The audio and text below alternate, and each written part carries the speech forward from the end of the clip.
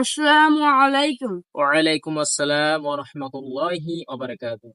হুজুর, কুরবানি ঈদ তো চলে এসেছে। আমার একটা প্রশ্ন আছে। জি, বলো তোমার প্রশ্ন। হুজুর, কুরবানি আসলে একটা তাকবীর আছে না?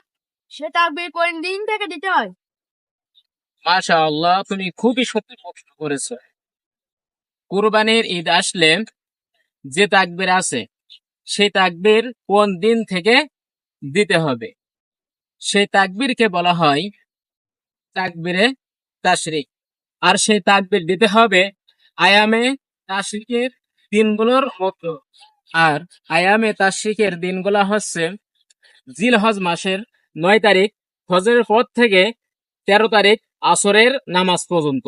আর এই দিনগুলোর মধ্যে প্রতি ওয়াক্ত ফরজ নামাজের পর সালাম ফিরানোর পরে তাকবীর দিতে হবে। আর সেই তাকবীরটা হচ্ছে আল্লাহু আকবার, আল্লাহু আকবার, লা ইলাহা ইল্লাল্লাহু, আল্লাহু আকবার, আল্লাহু আকবার, ওয়ালিল্লাহিল হামদ।